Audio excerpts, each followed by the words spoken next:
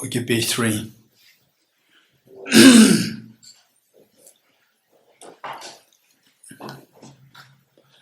As setting a proper motivation with 3 points.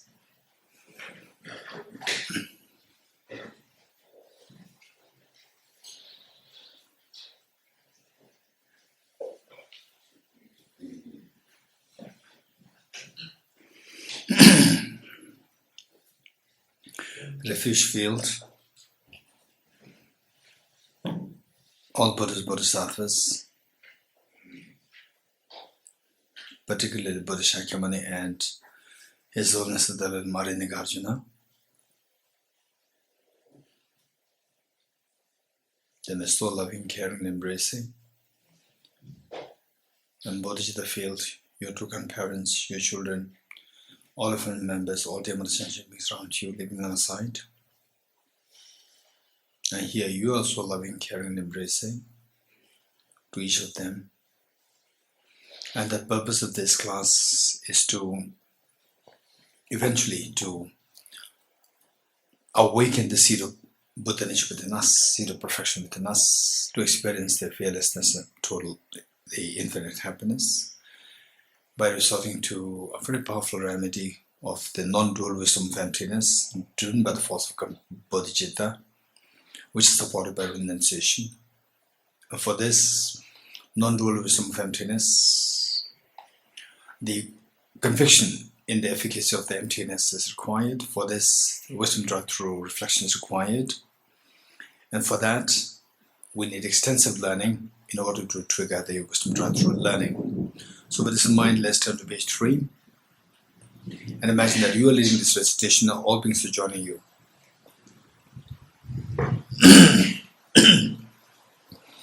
And here with great compassion, you taught the Immaculate Dharma to dispel all perverted views, to you the Buddha Gautama at their homage. And here with great compassion, you taught the Immaculate Dharma to dispel all perverted views, to you the Buddha Gautama at their homage. And here with great compassion, you taught the Immaculate Dharma to dispel all perverted views, to you the Buddha Gautama at their homage. I go for refuge until I'm enlightened to the Buddha, the Dharma, the Sangha. By my accumulations or practice of giving and so forth, may I become a Buddha to benefit all sentient beings. I go for refuge until I'm enlightened to the Buddha, the Dharma, the Sangha. By my accumulations or practice of giving and so forth, may I become a Buddha to benefit all sentient beings. I go for refuge until I'm enlightened to the Buddha, the Dharma, the Sangha. By my accumulations or practice of giving and so forth, may I become a Buddha to benefit all sentient beings. In dependent origination, there is no ceasing, no arising, no annihilation, no permanence, no coming, no going, no separateness, no sameness. I have restored to the consummate Buddha, the supreme of all teachers, the one who taught us peace, which is the freedom of elaborations. I have restored to the mothers of the hearers, the Bodhisattvas and the Buddhas, who through the knowledge of all lead hearers seeking pacification, complete peace, who through the knowledge of paths cause those helping migrants to achieve the aims of the world, and who through the possession of nations subdue a small variety of teachings. The one is transformed into the reliable guide, motivated by altruism to benefit sentient beings. The teachers who guard and protect her to you amid illustrations. The one who has eliminated the web of conceptualizations and has out of divine bodies of the vast and the profound, who eternally shines for the forever noble light rays, to you the Buddha make restorations. Inspired by wisdom and compassion, today in the Buddha's presence, I generate the amount of full awakening for the benefit of all sentient beings. Om Yedarama Hetu Prabhavam Hetum Tejam Dathagato Yavatat Tesham Chayo Niroda Evam Vati Mahashramanaye Swaha. Om Yedarama Hetu Prabhavam Hetum Tesham Dathagato Yavatat Tesham Chayo Niroda Evam Vati Mahashramanaye Swaha. Om ye dharma hetu prabhava hetum tesham dathagato hyavatat Jayo Nirodha Evam Te Mahashramanaya Swaha. All phenomena arise from causes. The causes are taught by the Tathagata, the cessational causes as well as taught by the great seer. Profound, peaceful, elaboration-free, clear light and non-composite, such as the nectar Dharma I've discovered. Finding no one who can fathom this teaching, in silence I'll return to the woods. Pure utterance, thought and expression is the perfection of wisdom, which is unborn, unceased, and has the nature of space. Is object apprehension of self-realized wisdom. To you, the mother of the Buddhas of the three times of the obeisance. All composite things are impermanent, all contaminated things are the nature of suffering. All phenomena are the nature of emptiness, selflessness, transcending sorrow is peace. The Guru is the Buddha, the other Guru is the Dhamma, likewise the Guru is the Sangha, the Guru is also everything wholesome. I go for refuge in the Guru. By the sound of the vibrant drum of Dharma, you liberate all beings of miseries. I beseech you to kindly remain and give teachings until the end of the expanse of billions of eons. The Buddha does not watch the negatives of beings, nor does he remove their miseries by his hands. His spiritual realizations are not transferred with them. It is by teaching the truth of the suchness that the beings are liberated. With folded hands, I beseech the Buddhas of four directions to shine the light of Dharma for all bewildered miseries glow. If you are attached to this life, you are not a spiritual practitioner. If you are attached to samsara, you have no renunciation. If you are attached to your own self-interest, you have no bodhicitta. If there is grasping, you do not have the view. Okay, we will read this compilation of emptiness and dependent origination.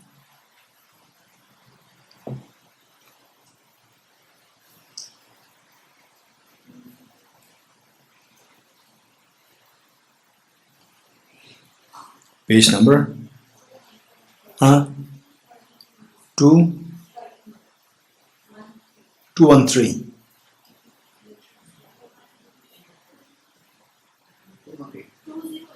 208 or 213.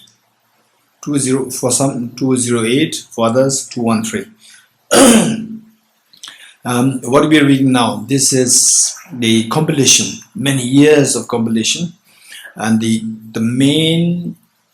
points are coming from His Holiness's teachings, His Holiness the Dalai Lama's teachings on emptiness. From there, what is seen as more important points, I gathered them and put them here, and then later on added more, which we came across, seen as very important for our meditation, reflection, and emptiness. Okay, the first one, I'm quickly going to explain this, and afterwards, the things which we did this morning, the meditation emptiness on the basis of the four, yesterday also we did that, the 6 elements and so forth. So you will see that they are not really too technical. There are some which may sound little technical, not difficult, little technical, they require little explanation. Okay, the first part is where the Buddha is comparing between the two bodhisattvas. One bodhisattva, who generated bodhicitta for the last many lifetimes, or in other who became bodhisattva, who is a bodhisattva for the last many lifetimes. At the same time, this bodhisattva is not having the wisdom of emptiness, has been engaged in the practices, 6 perfections, but not precisely with the wisdom of emptiness. And then on the other side, Buddha is bringing a bodhisattva who just became a bodhisattva now, freshly became a bodhisattva, which means in the earlier lifetimes not a bodhisattva, and yet this bodhisattva is endowed with the wisdom of emptiness. So now Buddha is comparing the accumulation merit between these two bodhisattvas. The accumulation merit done by the bodhisattva who have been bodhisattva for many lifetimes but without wisdom of emptiness, and the bodhisattva with the wisdom of emptiness, but who generate bodhicitta just in this lifetime. So comparing the accumulation of true merit, the merits of the two bodhisattvas, the Buddha said that one with the wisdom of emptiness, although become bodhisattva just in this life, that merit accumulation far excels that of the one accumulated by the bodhisattva who been bodhisattva for many lifetimes without wisdom of emptiness, which means the wisdom of emptiness plays a very important role to make a difference to accumulation merit. It is because of this that I oftentimes tell people that people who say that they become like they're awakened, what to do some spiritual practice. Then they go to a teacher, and then without any wisdom of emptiness, without bodhicitta, they spend so much of time. They put so much time in frustrations. And yes, these are very good, but the wisdom of emptiness and bodhicitta. So I tell people that if you're so keen that something should be done physically, making prostration, mantra offerings, or the recitation and so forth, you can do that. But don't compromise with the study and reflection of the bodhicitta wisdom and emptiness. Without these two things, all you do is like a person who said that I need to support my parents, and then I need to support my parents and engage in the labor work for like 8 hours, 10 hours a day. And somebody who is wise, who studies so well to support the parents, to study so well, eventually, just with one signature, say hundreds of thousands of dollars are being, say what do you call it?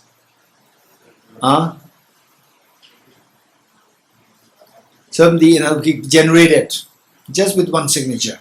You don't have to go into 10 hours of labor work. You only get like $20 a day or $30 a day. So therefore, this is where the wisdom of emptiness plays very important. Therefore, the Buddha emphasized so much on the wisdom, but it doesn't mean that wisdom alone suffices. No, with the wisdom you have to actually do something. These two must go hand in hand. It's not like compromise the wisdom and then just focus on labor work, labor hardship, or just wisdom and no labor hardship. No, both must be done together. And a little bit of sacrifice also required. Little bit of sacrifice out of compassion. Then the real compassion kicks in. Otherwise, say you have little time, you engage in helping others. And then you feel that, oh, I have some important thing to do. I cannot do this. I'm very sorry. And then and then the benefit you get is like 10%. Other person can benefit like 60% from you or 80%. You just ignore this. This is where your compassion is not happening. So this is where even the little bit of sacrifice. Actually, it's not a sacrifice. It's a wisdom that your compassion is growing. It is going into like what is known as escape velocity. So when your compassion just goes to such height that it keeps increasing so fast. When the sacrifice is there. When you cannot sacrifice, oh, I have this thing to do. And then knowing that what you are benefiting is 10%, other person benefits, you sacrifice 10%, other person, and many people benefit like 80%, 80%, hundreds of people getting 80% benefit. You sacrifice this just for your 10%. This is, in a way, like there's a tinge of selfishness. There's not bodhicitta. Or what form? What is this? This is so that I can practice bodhicitta. Right? This is why we should be very careful. Little bit of sacrifice initially. Actually, it's not sacrifice. In the eyes of the childlike beings like us, it's sacrifice. In the eyes of the bodhisattvas, this is not a sacrifice. This is wise. These people who can do that, the bodhisattvas can that this person is going to make a difference in the world, make a difference in his or her life. Okay. So let's read this together. And imagine that all the bodhisattvas are with us, and your true parents, your children, and all Tibet sentient beings are with us together. Gift of the Youth, Ratna Sutra. Manjushri, whoever listens even with doubt to this teaching on emptiness generates much greater merit than a bodhisattva who, lacking skill in means, practices the sixth perfection for 100,000 aeons. This being so, what need is there to say anything about a person who listens to this teaching without doubt, what need is there to say anything about a person who imparts the scripture in writing, memorizes it, and also teaches it thoroughly and extensively to others? The treasure of the One Dosgan Sutra.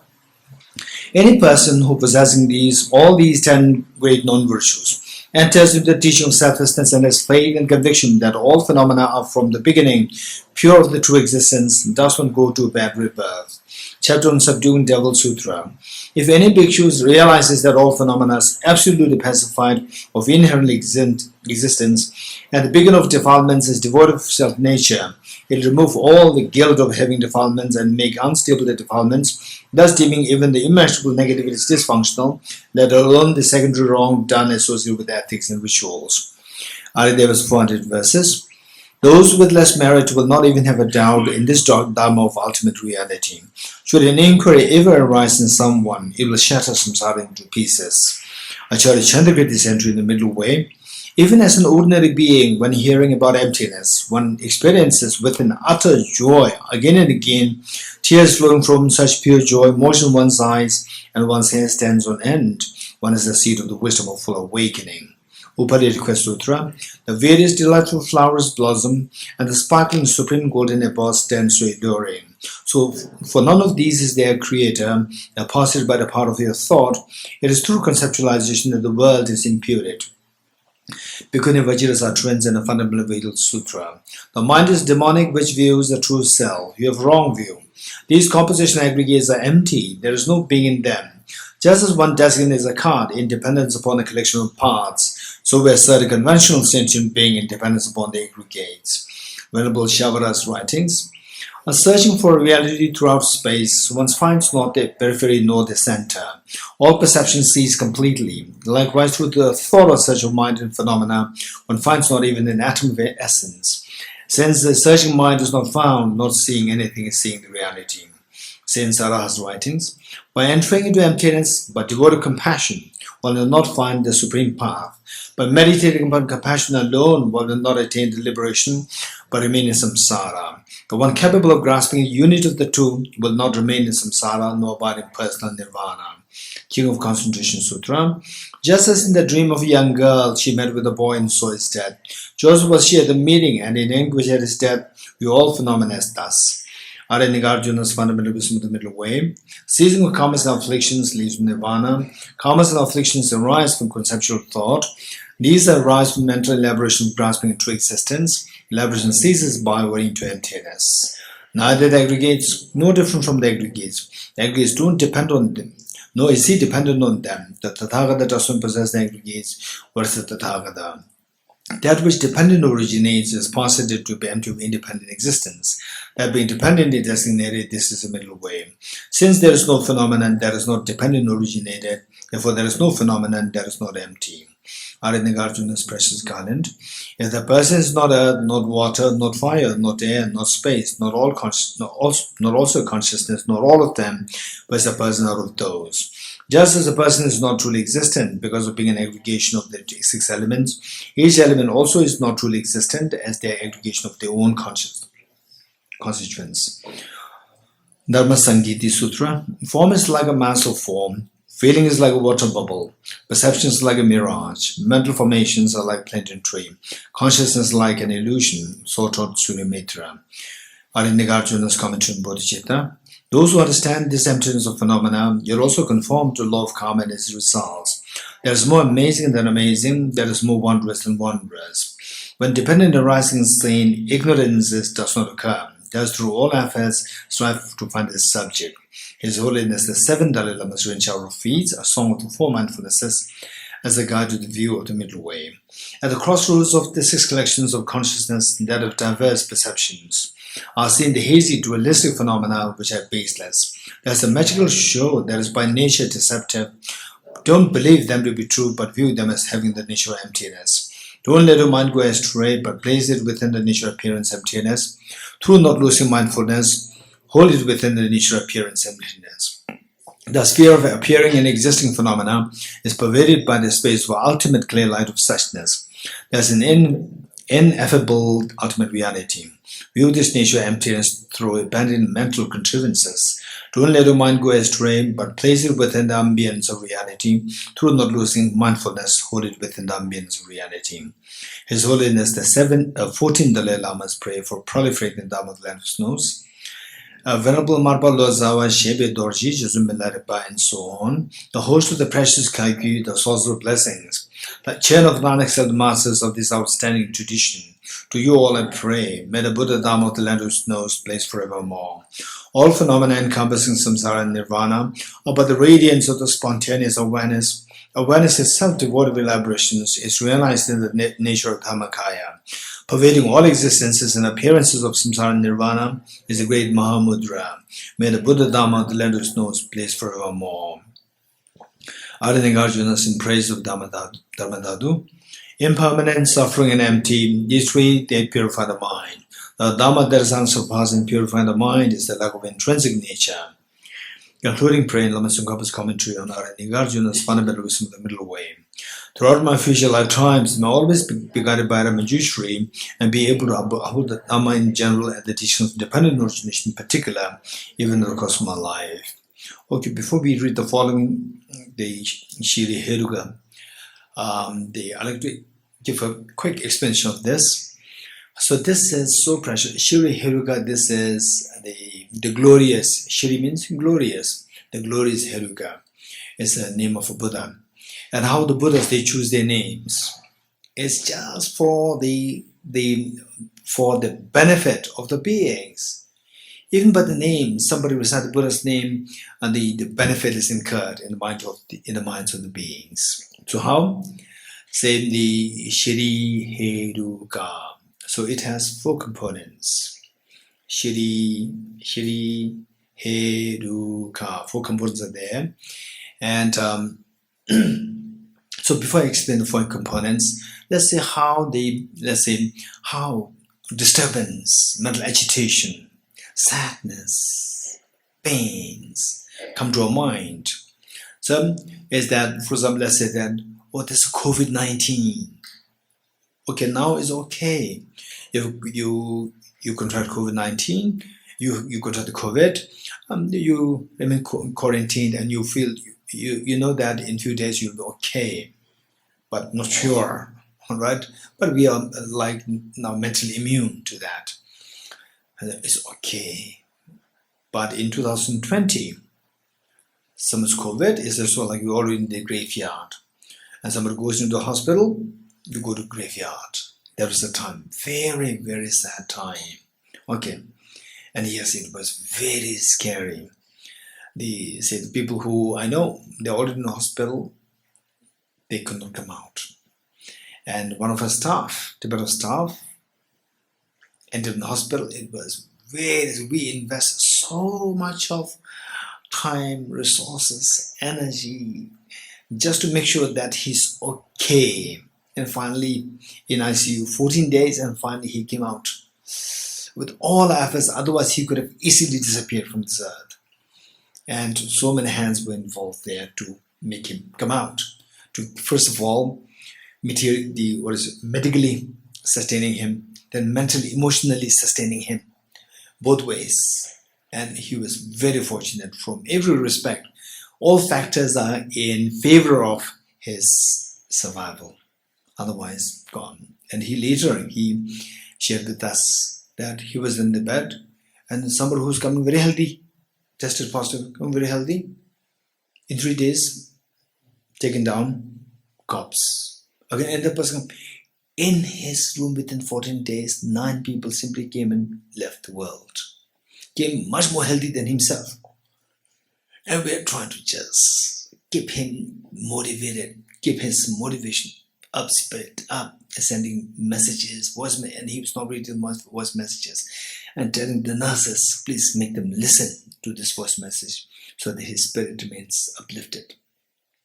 This was the effort that we put, and so many hands were involved there.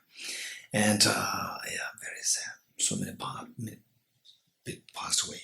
Okay, it was also like you send a person to hospital, you are sending to the graveyard. Yeah.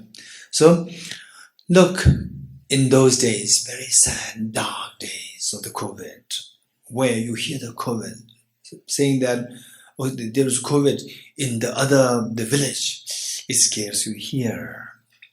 So this was, say, that COVID and I.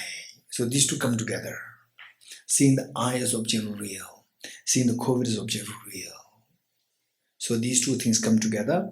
Say one, this I as the person, and the COVID is the phenomena which you interact with.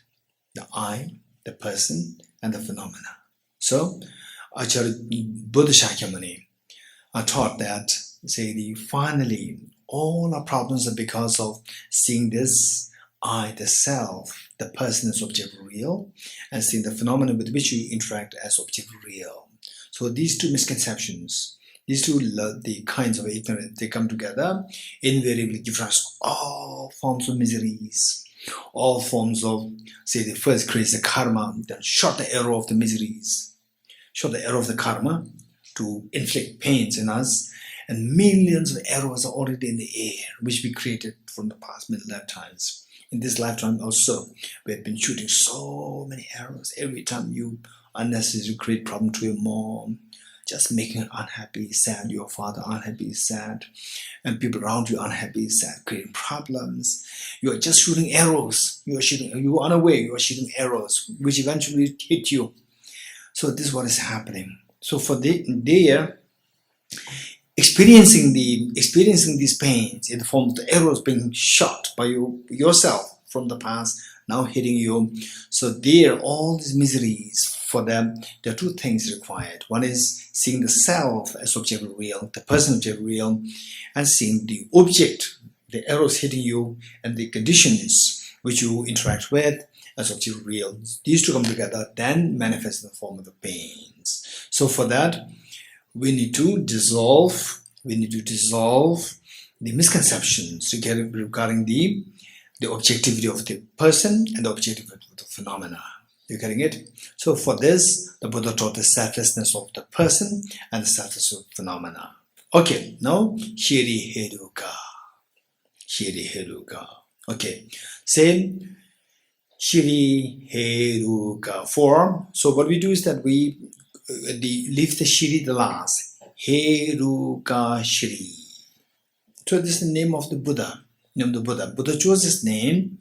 Buddha manifested in different forms. One of the forms is Shri Heruka, and chose the name as a Shri Heruka for the following reason: that hey of the two things which creates pains in us, the two things here, the self-grasping of the phenomena, self-grasping of the person, the two. Hey, the hey is the understanding that this self-grasping of the phenomena is distorted. You have to understand the selflessness of phenomena. So selfless phenomena means, so here of the two factors, one dissolves. Then Ru, the selflessness of person, even the person who experiences a pain, even that is also dreamlike. Even that is empty of true existence. Dissolve. What is left now? Okay, first there are two. Phenomena and the person. The phenomenon dissolves empty of objective existence. Then the person dissolves empty of objective. What is left now? Initially there were two. Dual. Now both are dissolved. What happens? Non-duality is left. You are getting it? So for example, say in some traditions, non-duality is explained not in terms of the two dissolving, in terms of one dissolving. One dissolved, then what is left? Only one is left. There is non-dual, because it's not two. So one is left, that is also described as non-duality. And the real non-duality is, even that is also dissolved, then it's absolute peace. There is total non-duality. This is how you understand it. Hey, dissolving the objective phenomena. Ru, dissolving the objective person. Ru. What is left? The non-duality is left. So there's He, Ru, Ka. This non-duality experiences non-duality.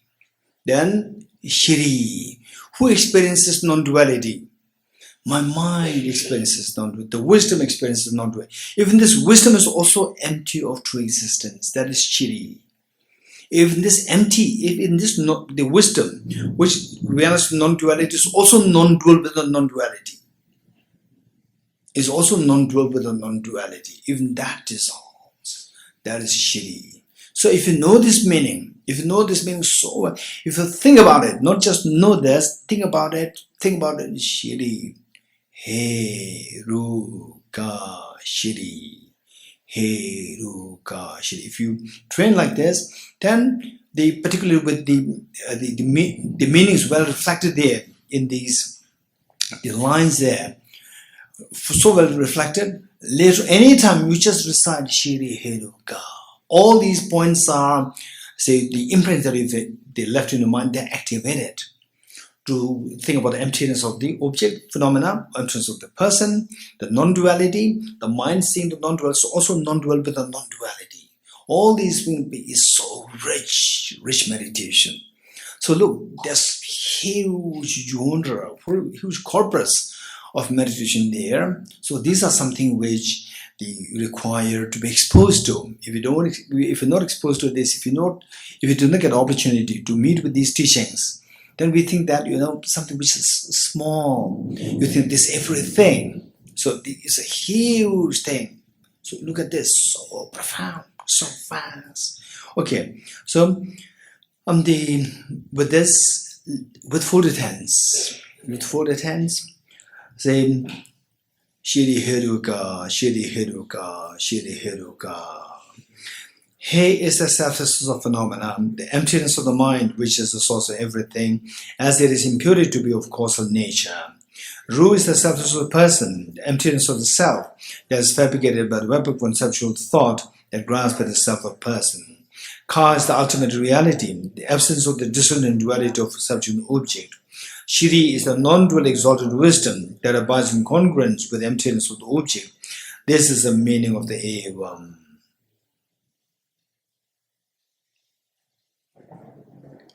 Okay, so if you learn this by heart, that would be wonderful. Learn this by heart, and then they say when you're on bed, when you come out, you go for a walk. Just recite this in Tibetan. Shiri Heruga, Shiri Heruga, Shiri Heruga. He ne kungu jungna su yube sem te yu dan yu da tabar sheba tongba chuge dame batang. Ru ni kansange dadu zime namdo ka chabe kube dada tibe kansange dame batang. Ka ni te kona ni yu je ni me tibe susu ni sume ne batang. Shiri ni yu tongba ni chi zaba deshin de chasu shube ni sume be shi ni ewa mungi tueno. This is the Tibetan form. And if you can recite this in English, and those who know Tibetan, and even if you don't know this, you know the Tibetan, but learn the Tibetan and try to identify the meanings. For example, I don't know Sanskrit, but when I recite the mantra, Ye Dharma Hetu Prabha, I reflect on the meanings. Because one mantra, I can remember the word meanings. That's easy. So likewise, you can learn this in English or in Tibetan as you like. And then if you learn this in Tibetan, of course, the meanings will not be reflected naturally. You have to, put effort to know each word, the meaning of each word. Otherwise, you can say this in English. This is perfect. Okay, good.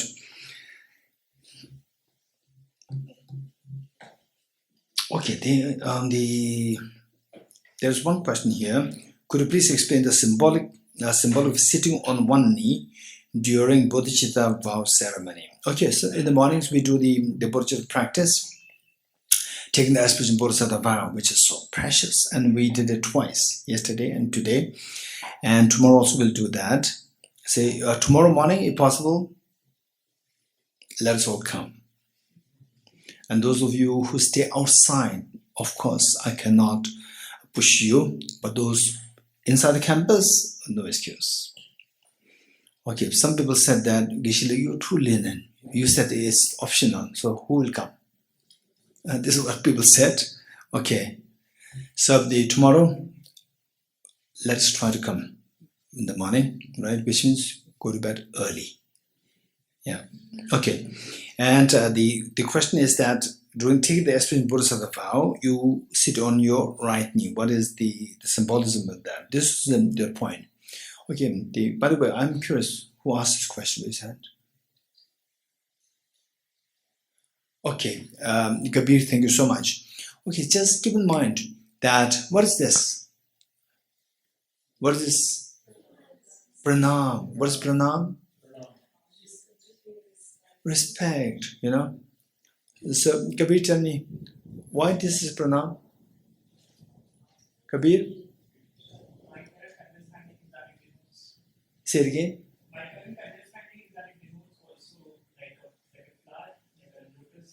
No, it is not a lotus. This is my two hands. So who gave the symbolism?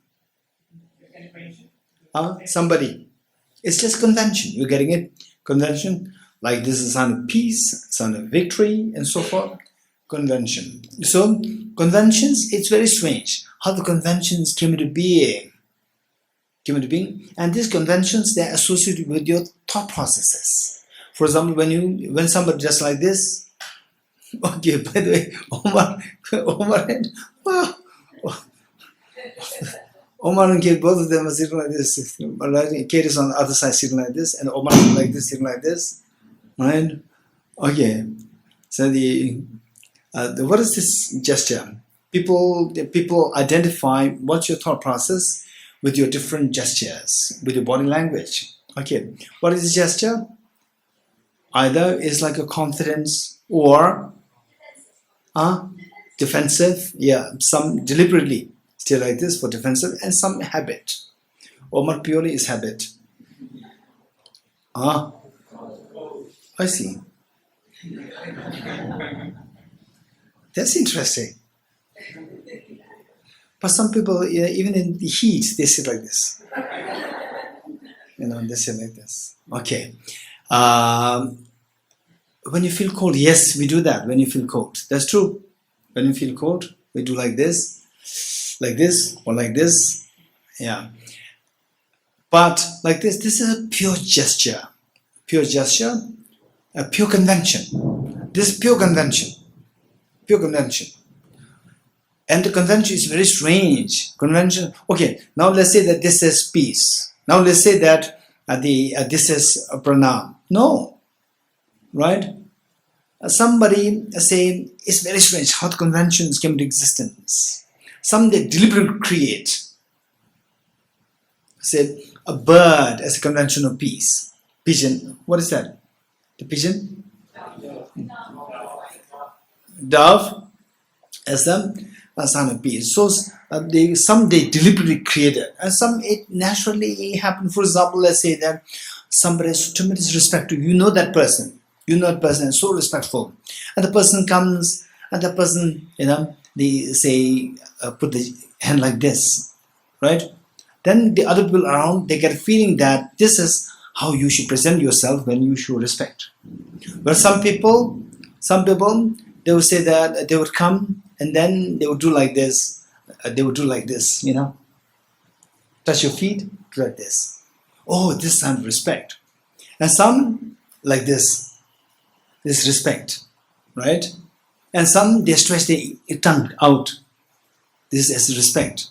There are so many conventions. These are all pure conventions. These conventions represent your thought process.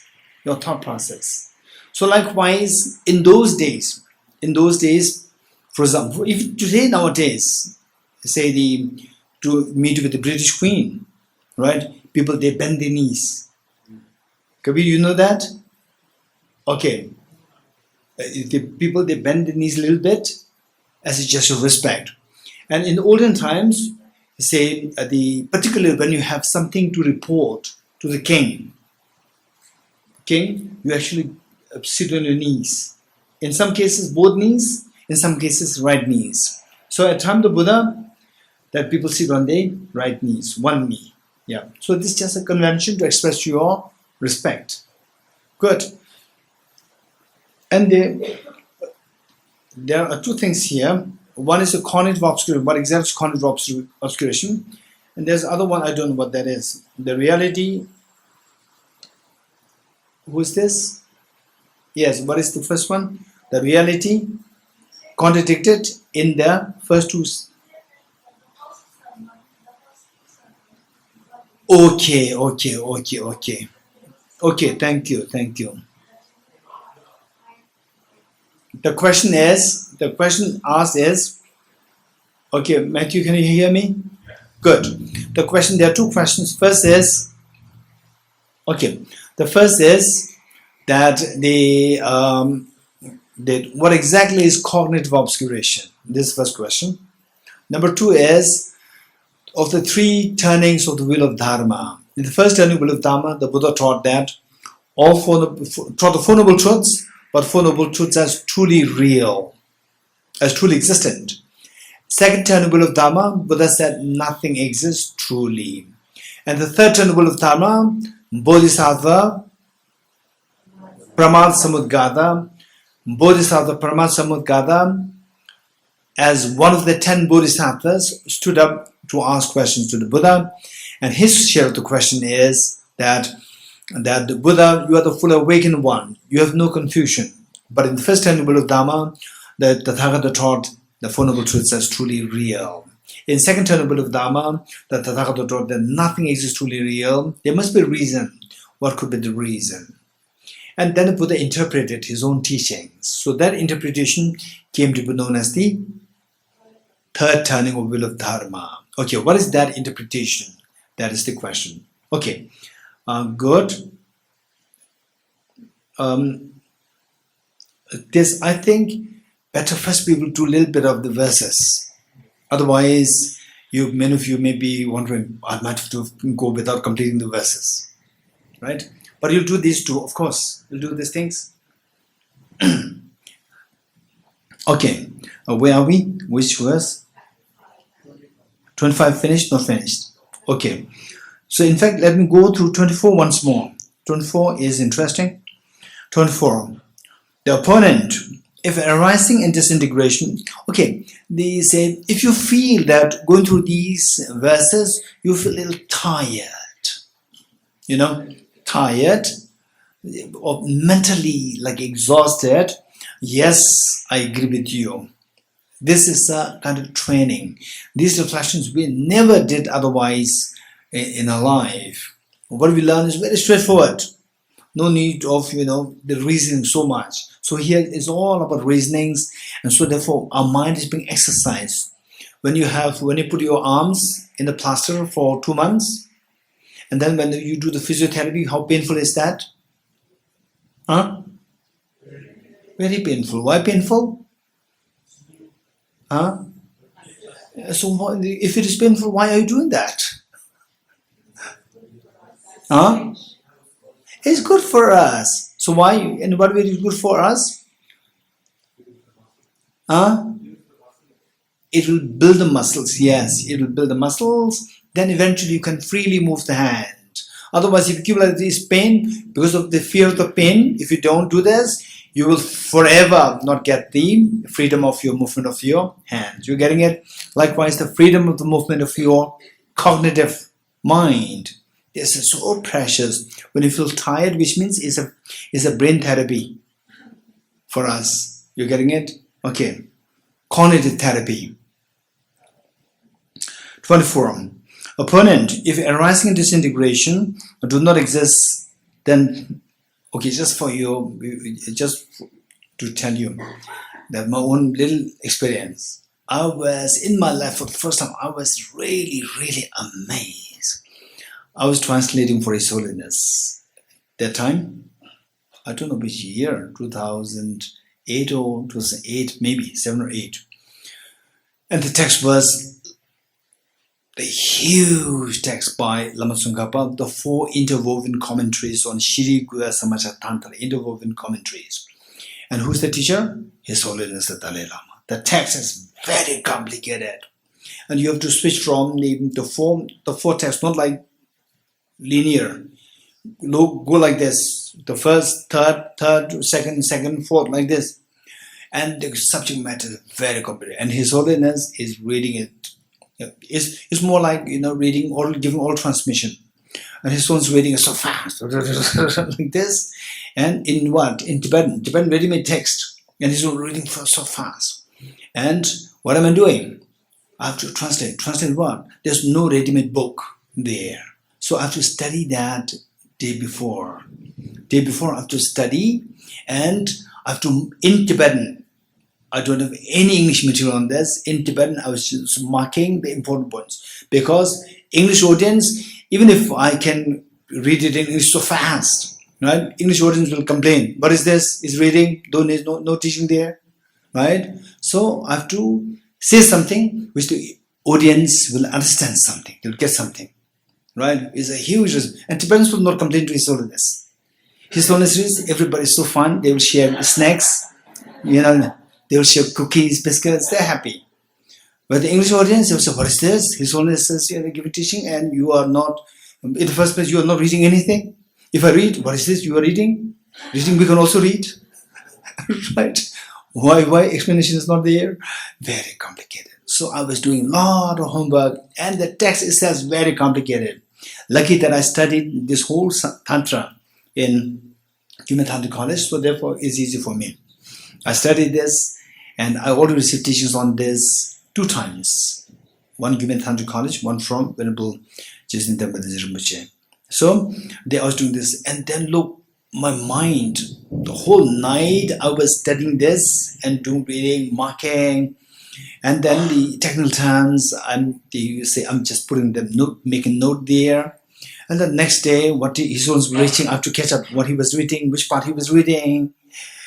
My mind must be moving in an extremely different way, which I never had before. And then after, I feel so exhausted, mentally exhausted, physically exhausted, came down, and a friend was helping me to cook food, and there was a short break, about like maybe 1 hour break, and I just put my head on the pillow. Believe it or not, the moment I put my head on the pillow, instantly I went into deep sleep. And just then I think somebody woke me up, or I woke up. It's just 5 minutes. In 5 minutes, just the mind felt so tired, instantly went to sleep. Yeah. So this is what can happen. I'm sure some of you had that experience, a little bit of this, right? Felt a little tired. Yeah. Okay. 24. Opponent. If arising and disintegration do not exist, inherently, then you cannot talk about the suffering. This is what opponents are challenging Nagarjuna. So if the suffering is not there, then why do we have to put effort to bring an end to suffering? Why do we have to put effort to bring the cessation of suffering? So what cessation will bring for nirvana? Why do we have to work for nirvana? There's no nirvana. Okay, but because nirvana can be attained, so now the opponents are reinstating that if you believe that nirvana is to be attained, which means the suffering should be there before nirvana is attained. But because nirvana can be attained, that means that there is suffering which has inherent existence. There is suffering. For them, existent suffering means inherent suffering. If there's no inherent suffering, no suffering. Suffering which has inherent existence. Therefore, there is arising with inherent existence and disintegration with inherent existence. Because suffering is inherently there. If it arises, inherent arising should happen. If it ceases, inherent ceasing should happen. Response. Nagarjuna. Nirvana refers to that state where suffering does not arise with inherent existence and does not cease with inherent existence. In fact, what is nirvana? We explained yesterday that you go into emptiness. You go into, for example, the flower, subject the flower to ultimate analysis, the flower disappears. Your say the fear of COVID-19. Fear of COVID-19, subject to the ultimate analysis, fear of COVID-19 dissolves. So in that experience of emptiness, the fear of the COVID-19 dissolves. That is a freedom from the fear of the COVID-19. That is the nirvana, where the objective COVID-19, objective sickness, aging, death, tension, they all dissolve. When they dissolve, what is happening is that, but the sickness is there. Your mind has to project these. Your mind stops to project them. Your mind starts to project them, and all these fears, the miseries dissolve in the experience of emptiness. Okay, so therefore it says nirvana is a state where Nirvana state where you experience emptiness, where the cessation is seen as empty of objective reality, where the arising is seen as empty of objective reality. This is Nirvana. Where there is, if the arising and ceasing have objective existence, then you can never experience the emptiness of the objective existence of the arising and ceasing. In which case, you will never experience Nirvana. Response. Nirvana refers to that state where suffering does not arise with the inherent existence and does not cease with the inherent existence. Don't we call that state where inherent existence dissolves state, the naturally abiding Nirvana. Natural abiding Nirvana is the natural abiding Nirvana where your true nature manifests. True nature manifests to see everything is empty of true existence. Don't we call that state the natural abiding Nirvana? Therefore, arising disintegration do not exist inherently. And one thing that I'd like to share with you also is that, let's say, what is samsara was nirvana? Another example that I'd like to give, this is very important. Let's say that in some texts there's a mention of samsara and nirvana is one. Where there's nirvana, where there's samsara, there's nirvana. These two are the same. Like Nagarjuna's text also, you find that. What is that? Okay.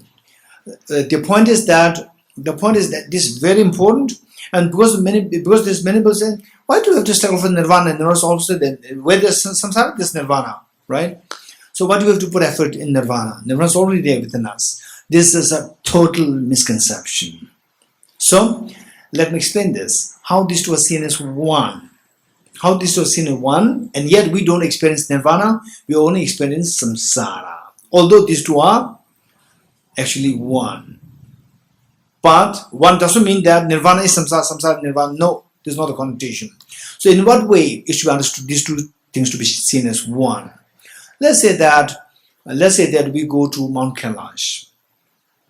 Mount Kailash, there's everywhere there's snow, and there is what is known as glare problem. Right? What do you call it?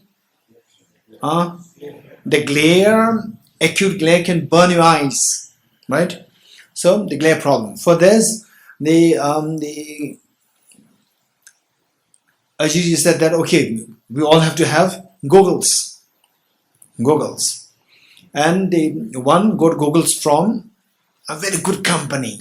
The goggles are extremely crystal clear, very good, high quality, and the other one is very low quality, blurry. Okay, so group A and group B.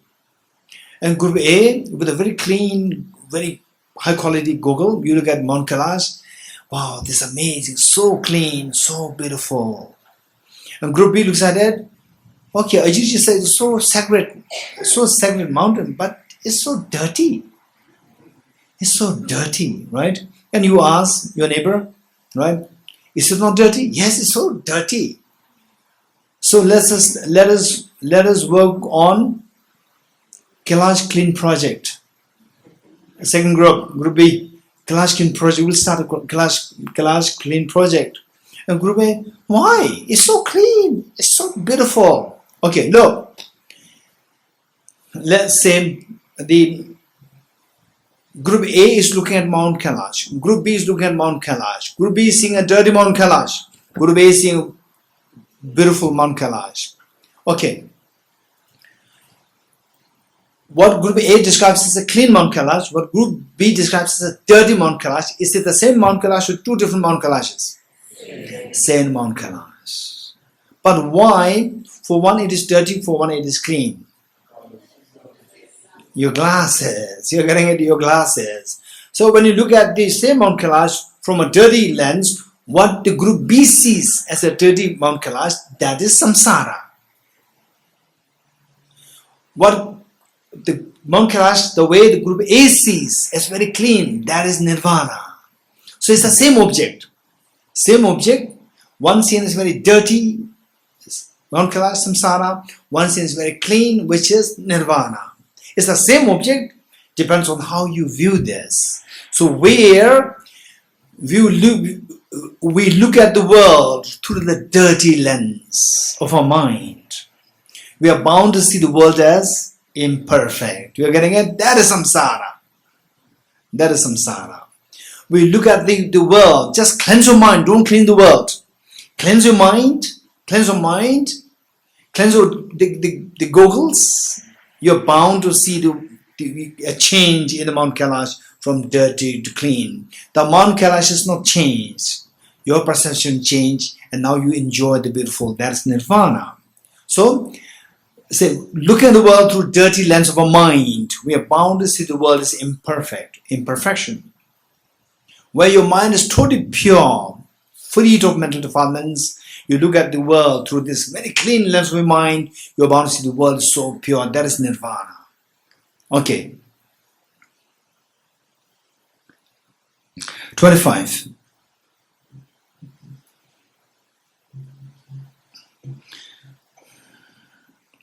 You have accepted that the extinction of the continuation of suffering is nirvana. Okay.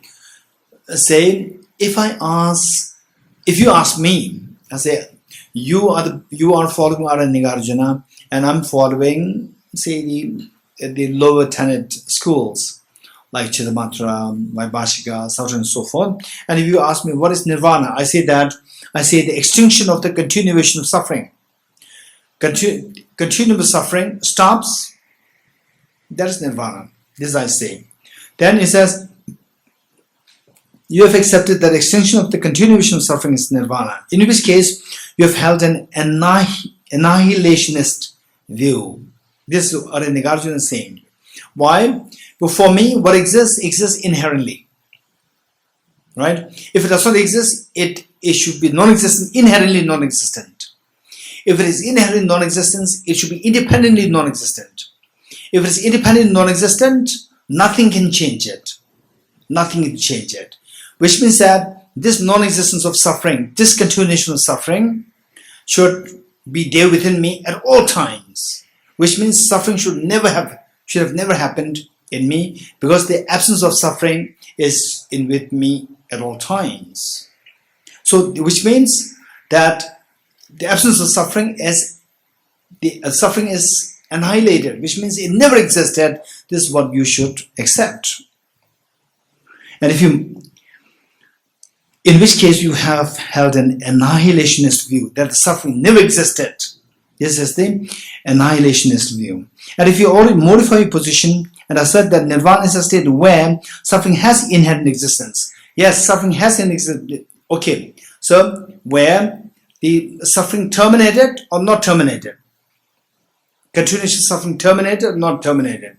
Terminated means objectively terminated. Objectively terminated means it remains terminated forever, which means suffering never existed. And if the suffering not terminated, then suffering is objectively not terminated, inherently not terminated. Inherently not terminated means suffering should always exist, which means that you are eternalist. And if you modify your position and assert that nirvana is a state where suffering has inherent existence and has not been extinguished, then you accept permanent suffering, which even includes the state of nirvana, which is an eternalist view. Therefore, you cannot assert that nirvana refers to a state where suffering is a non-functional phenomena. Non-functional phenomena meaning suffering is terminated, which has been extinguished. Nor can you assert that nirvana refers to a state where suffering is a functional phenomena which has not been extinguished. So these two sides, so what's the problem? Problem lies in them accepting what is the reality? Suffering extinguished or not? It extinguished.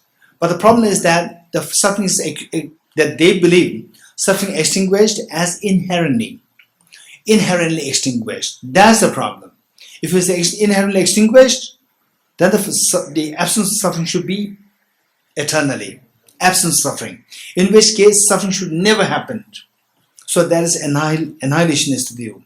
So we've said that suffering is not extinguished or not extinguished. Not extinguished means it is there. If it is there, it should forever be there. It is eternalist. These two assertions about nirvana are not appropriate.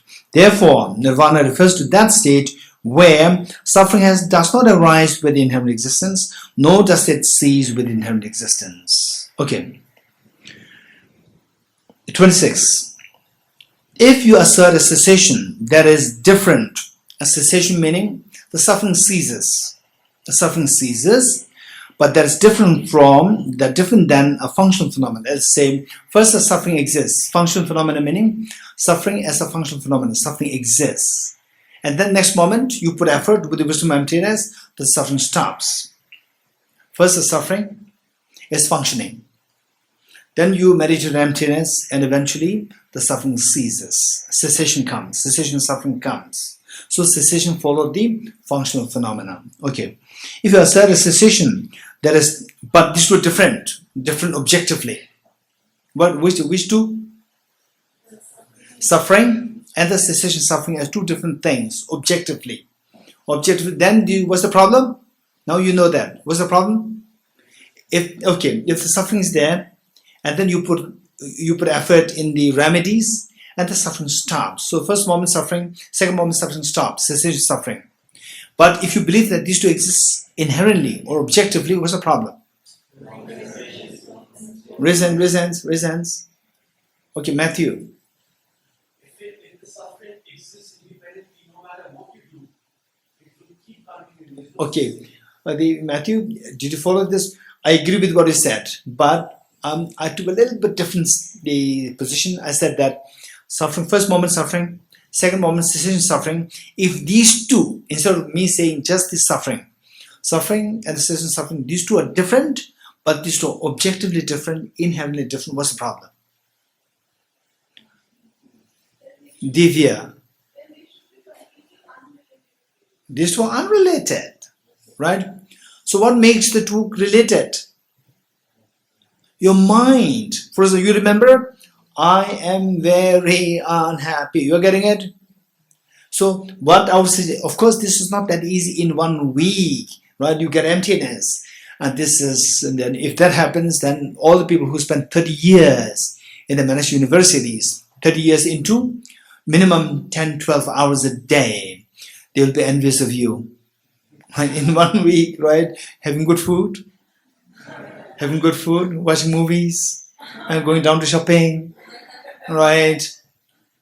And then chatting, how are you, where are you from, right? So with this, and then in 1 week you get it.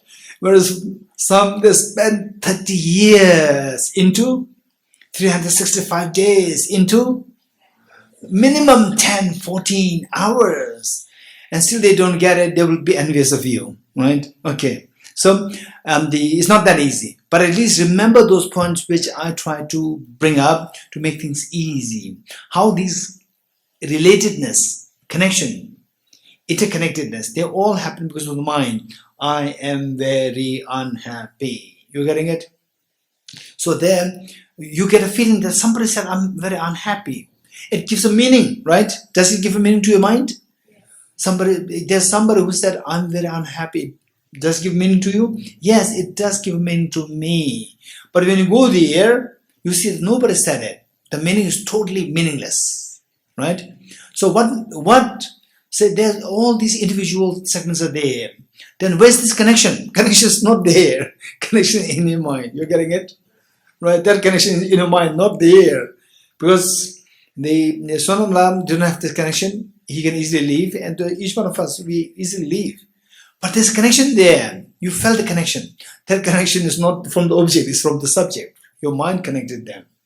Okay. So if the suffering and the cessation suffering, if these two are objectively there, these two should be unrelated. These should be unconnected. If these two are unrelated, then suffering, in the first place, what Matthew said, nothing can do to stop the suffering. Number one. And then also, there's suffering and absence of suffering. These two are not, for example, let's say, darkness makes sense only with light. Light makes sense only with darkness. Likewise, suffering and absence of suffering.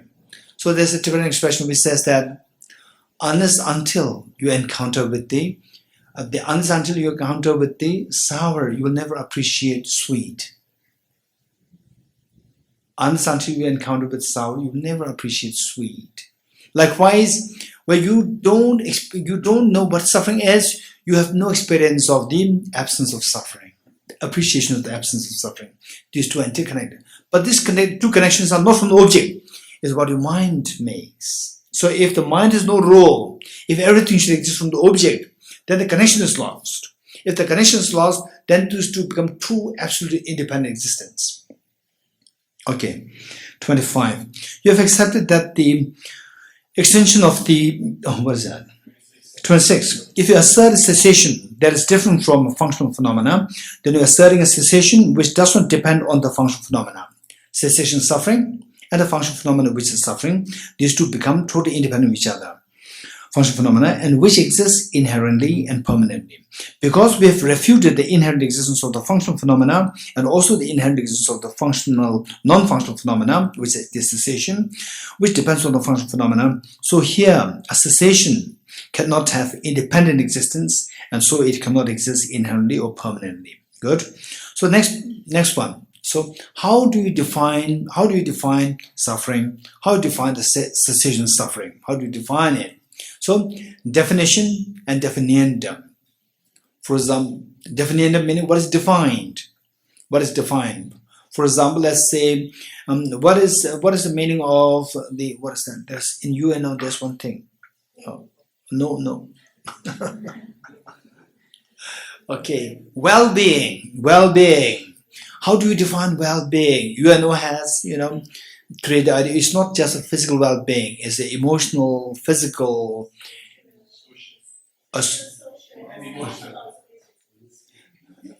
Okay, well, I'm not saying what you think, I'm saying what UNO said. UNO said it like this? Okay, it doesn't matter. So well-being, well-being is to be defined, is the definiendum. So how do you define it? According to UNO. According to UNO, there's a definition there. Well-being is not only a physical well-being, it's an emotional, okay, physical, mental, emotional. Okay, in other words, definition is given there. So, definition and definiendum, these two are mutually dependent. Where, in the absence of definition, definiendum makes no sense. In the absence of definiendum, definition makes no sense. These two are Mary, your name, Mary, Maria, you understand definiendum? Definiendum means what is to be defined, what is to be explained. For example, let's say nirvana. Then Maria may ask, what is nirvana, right? So what is nirvana? Nirvana becomes for you definiendum. Then I explain nirvana is freedom from suffering. That is definition. Definition, definiendum. You getting it? Okay. So definition, definiendum, these two are not one, but these two are dependent on each other, mutually dependent on each other. So where one is missing, the other doesn't make any sense. Okay, 27. Without depending on the defined meaning the definiendum. What is defined? For example, what is nirvana? I'm going to define nirvana is defined as freedom from, state of freedom from suffering. So defined, one cannot establish the definition. And without considering the definition, one cannot establish the defined. Definiendum, definition, these two are mutually dependent. As they depend on each other, they have not arisen by themselves, which means from objectively by themselves. So therefore the defined and the definition are devoid of inherent existence, and also they do not exist inherently in a mutually dependent way. They are mutually dependent. Because they're mutually dependent, they don't exist inherently. So none of them can be used to establish the inherent existence of another case. For example, let's say that, there's inherent cause, there is inherent suffering. Because the Buddha taught it like this. Because Buddha taught the suffering in the noble truth of the cause of suffering. Say the first or the four noble truths. The first truth of suffering, the Buddha defined suffering as what causes uneasiness. So the Buddha taught it. But what is defined and what is the definition?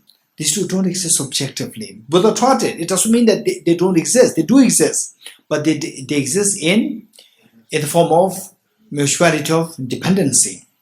Okay, 28. Following the logic of this explanation of mutually dependent origination, one cannot use the cause of a result to prove that the result has inherent existence. So they are trying to say that there must be a cause because the result is there, or there must be the result there. If you do bad, you will suffer, right? In the future you will suffer because you are doing bad, you are not studying. So you using reasons, the causes as the reasons to prove the result, or results as the reason to prove the causes. For example, you say, yes, of course you'll become sick. Look, you eat very unhealthy junk food, right? So that is your cause. So look at the cause. So you infer the cause through the result. And then if you don't study well, you will suffer, right? If you don't study well, you will suffer. Again, suffer. So from what you're doing now, the cause, you infer the result. But according to logic, saying the result can infer the cause, but the cause cannot infer the result. Logic, by the system of the logic, you're getting it? Okay, what do you call it? Validly infer, but we can conjecture from the causes. We can conjecture we can not really infer. Infer, yes, fine, but valid infer, that is complicated. But we can conjecture what the result is going to be like on the basis of what you see of the causes. Okay. So the people who believe in objective existence, they say that yes, of course. Look at the truth of suffering is there. Truth of suffering exists inherently because Buddha taught the cause of the suffering. Right? Because cause of suffering is there, unless there's a suffering there, unless there's cause of suffering there, cause of suffering is said only if there's a suffering. So suffering must be there as inherently real. But our Nagarjuna is saying that no, this is not how it works. Simply because cause of the suffering is taught, it doesn't mean that the result or the suffering exists inherently. It does exist. Suffering does exist, but it is not the meaning that it should exist inherently. Okay, so let's not forget it. Where lies the problem of these people, the advocates of objectivism? Where lies the problem? They believe in inherent existence. Don't just say inherent existence. They believe in inherent existence. They believe in equating the existence and inherent existence. This is the problem. They're believing in equating the inherent existence and existence. If something exists, it should exist inherently. If something is rejected to be inherently existent, existence is rejected. This is a problem. Okay. Where do you find this causation? Because this is like you're going back into refuting causation, right? Where the mind. Not refuting causation. Causation is established, refuting inherent causation. How do you see that process? It's almost like you're stepping back. It doesn't matter. You step back, step forward, it doesn't matter. Inherent existence should be rejected. Where that is rejected, the purpose is good. Okay, so we continue.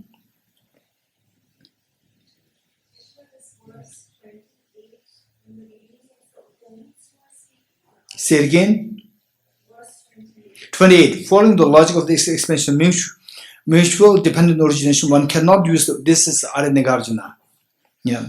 So saying that because of dependent origination, results given rise to by the causes, from there you cannot use the cause of a result to prove that the result exists inherently. At the most, you can use it to prove the result as existent, not as inherently existent. This distinction is made.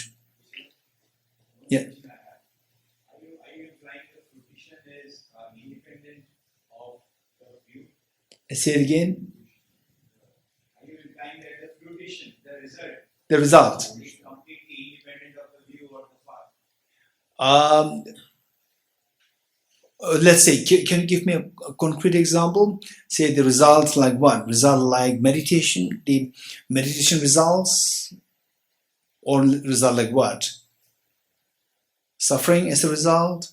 Any result one wanted to have? Let's say that that the let's say what, I want to have a good lunch. Then The result is not a good lunch. The feeling something, or that becomes the result. The good lunch is the view. I want to have a good lunch. But then why you having a good lunch is because of the hunger, that becomes a part. But after, with the view of having a good lunch, and then okay, let's say the fulfillment of what, removal of your hunger as a result. Then what's the path? Eating the food. So okay. So how is the lunch the view? so they are not independent. No, how is the lunch the view? What do you mean by the lunch as the view? I need to have a good lunch, right? That is No, that's fine. So, but how is it the view? Because this view is a very technical term. Saying the remove your hunger is the result, and eating food is the path. Then how's the lunch? Lunch is a factor required for you eating the lunch. Act of eating lunch required the food there, the lunch there.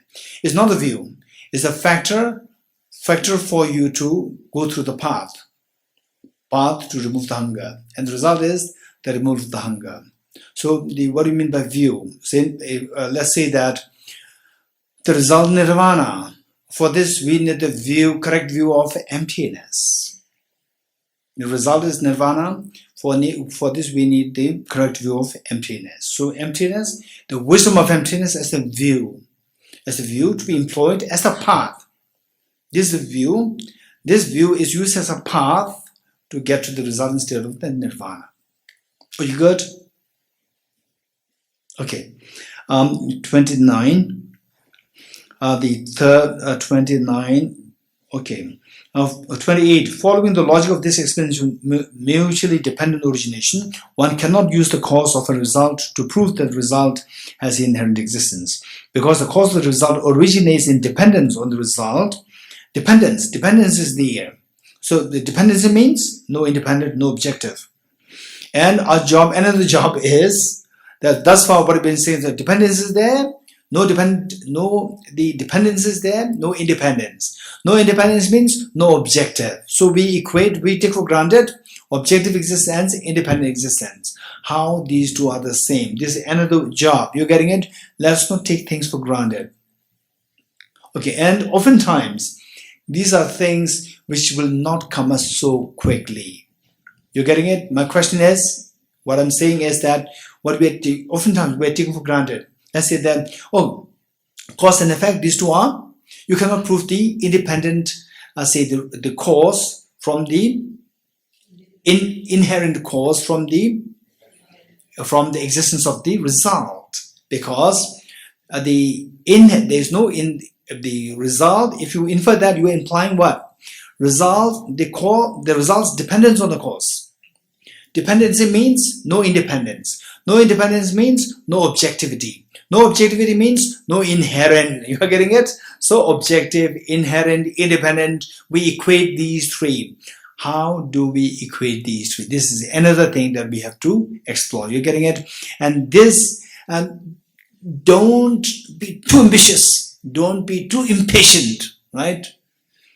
When I was very young, when I was in my 20s, I don't know, is the blood young blood or what is, I don't know, right? Or, I don't know, intelligence, or what? I was so impatient. I'm sure many of the young people, they're impatient also, right? Okay, young Bella, you're impatient? No, young Bella is very calm. Yundela? Huh? Oh, calm. Supro? Impatient? Huh? No, he's not impatient. He's smart. He waits. He sends a paper there.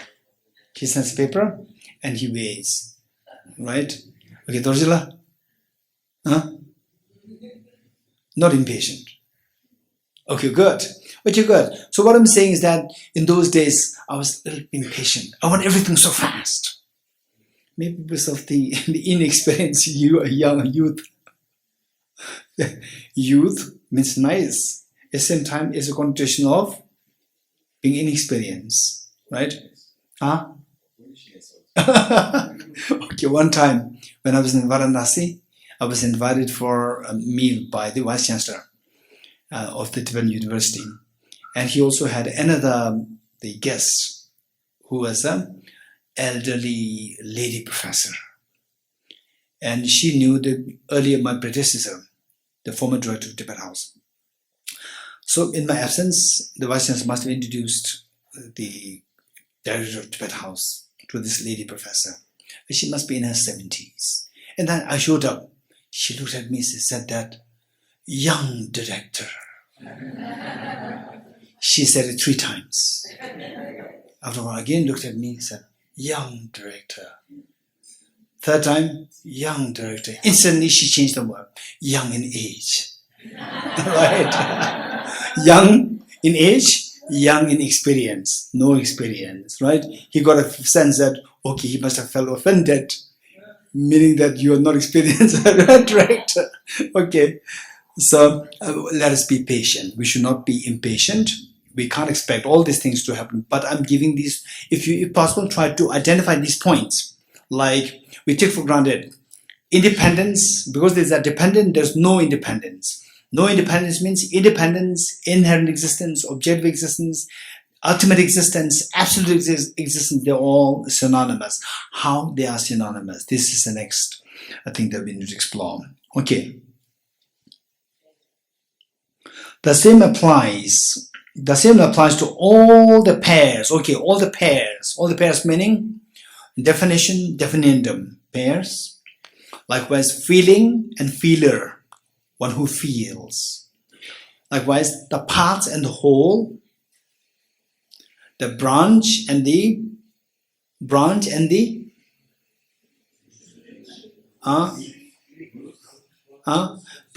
trunk, branch and the trunk. And we said definition, definendum. So these in pairs. They're all dependent on each other. Right? They're all dependent on each other, which means they don't exist independently. They don't exist inherently. They don't exist objectively. The same applies to all the pairs, such as feeling and the one who feels, or seeing and the one who sees, or the seer, and so forth. And taking these as examples, one should understand how all the pairs are explained as being devoid of inherent existence, because they originate in mutual dependence, cause and effect. Also, 29. Time does not exist. Okay, this is interesting. I was thinking of doing up to 30, but then here the time. That is very important. I'll just read it and we'll stop here. Time doesn't exist inherently because the 3 times, 3 periods of time, what are they? Past, present, and future, do not maintain continuity by themselves. Again, the continuity, the past, present, future. Many of us, we have the feeling as though like this solid time is the past, solid time is the present, solid time is the future. No, what do we see as a present? It stops and we call it past. And something, say, what is not today eventually comes to become today. That is known as the future. So this is how we mentally designate. So the 3 times past, present, and future, we see that there's a continuum there. This continuum is just a mental construct, but a dependence on each other. Line 3, 29. If the 3 times were to have inherent existence in a mutually dependent way, the meaning that they are mutually dependent, this is what the opponents would say. At the same time, they say that these exist inherently, mutually dependent way, then we could not make distinctions between them. We cannot say which is past, which is present, which is future. Okay, so if they exist independently, they are not connected. If they're not connected, say your great parents, they were from the past, right? So they would exist forever because they become independent of the present. And so if they were independent of the present, then they say if they exist forever. If they don't exist at all. So they existed once. Once it existed, it should exist forever, which means that they should exist even now. So the past should become present and will also be present in the future. It will become the future. So the present should become the past, present should become the future. So all three times are mixed up. But because we can make distinctions, so time itself cannot be established as having different existence, as inherent existence. Because time does not have inherent existence, the functional basis meaning for what is time?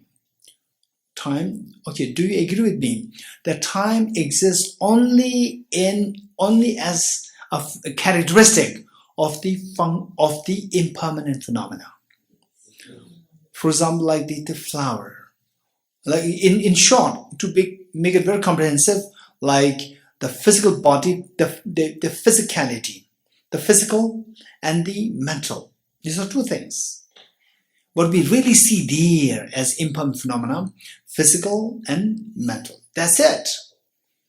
Can you think of anything which is not these two? Anything which is impermanent, which is not these two? Just give me any example. Something which is not physical, which is not mental. Okay, direction, east, west, north, south. What is east, west, north, south? What is east, west, north, south? As the east, west, north, south, this is east. Rajinder, yes? Suddenly I asked Rajinder, where's the east, west? And Rajinder was saying that, okay, this is east. Where is south? He points up there. I said, no. Right. And then later on, he checked and he came to me. Now I know for directions. Right? Okay. So he said, nobody asked this question to me before. Okay. So let's say this direction. So where east? Where east? Only with sun. Right? Sun coming up in the morning. Sun coming up. So sun is a physical object. So with a physical object, then you assign the directions. You're getting it? Okay. Is anything else which is impermanent phenomena, not physical? Yes. Yes. The seasons. The seasons. What is seasons? Again, the same thing. Seasons. Say the planet Earth. Okay, but then the seasons, even the seasons. What do you mean by seasons? Okay, in India, let's say.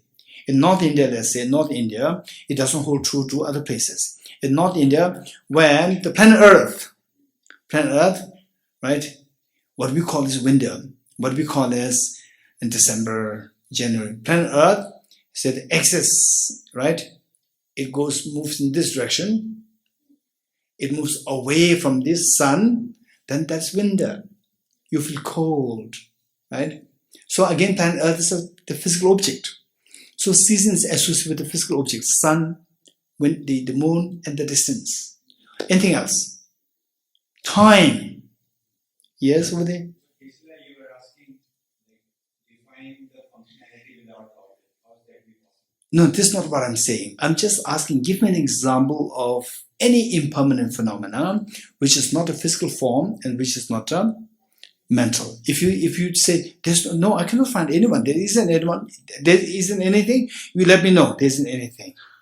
If you said yes, there is, you give an example. I'm not giving you any of my position. You getting it?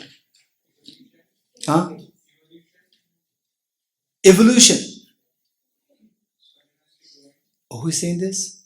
Okay, I thought there is something like Jason Rejumpa. Jason Milarepa student. Jason Milarepa suddenly disappeared. And there's a thunderstorm there. And Jason Milarepa disappeared and nowhere to take shelter. So he was asking for, Venerable Sir, he was and then he could not see Jason Milarepa, his teacher, at all. And suddenly a faint voice is coming from somewhere. Right? I'm here, right? Like this, you hear the sound, I don't know where. So Supra is like just Milarepa. Okay, so what did you say? Evolution consciousness. Evolution is a phenomenon related to the consciousness or the mind. You're getting it? So what I said, any impermanent phenomena, even though it is not physical, it is not mental, they should be associated with physical and mental. For self, the person, is associated with, say, the person. I'm a male, I'm a female, I'm compassionate, I'm not compassionate, I'm intelligent, I'm not intelligent. These are all associated with the body and the mind. You're getting it? And the imprints. Imprints of what? For example, let's say I hit this bell with the very strong by hammer. There's an imprint there. So this imprint is an imprint on the bell with the physical body. So we see that imprint on the mind, imprint on the physical body. All impermanent phenomena, somehow they're associated with the physical and the mental. Okay, so let me finish this first. Where are we reading now? 29. Because time, the fifth last line, 29. Because time does not have inherent existence, the functional basis of the time. Functional basis of time meaning the body and the mind, physical form and the mind. Only with the physical form and mind we can talk about the time. In the absence of these two things, there's no time. Time exists, Albert Einstein talk about the relativity of space and time, right? Albert Einstein did not include the mind. So if you want to make it very comprehensive, then the time makes sense only in relation to with respect to Albert Einstein, physical space, and with respect to the philosophical traditions, space and mind, right? So time makes sense only in this. So these two are known as the functional basis of the time. The functional basis on which the three times is imputed cannot have inherent existence. So therefore the three times do not have inherent existence and are merely imputed by concepts. And the three times, tracking what the present time is the most important of the three present. Yet the present is not findable. If you do, I don't know whether we'll get time. If we get time, then we can go through to analyze where is this present moment. You see that present moment is not really there. You cannot locate it. And you may get a feeling of fear when you do feel that. Okay, we'll stop here. Deta Om Gate Paragate Parasam Gate Bodhiswaha Deta Om Gate Paragate Parasangate Bodhiswaha Tyat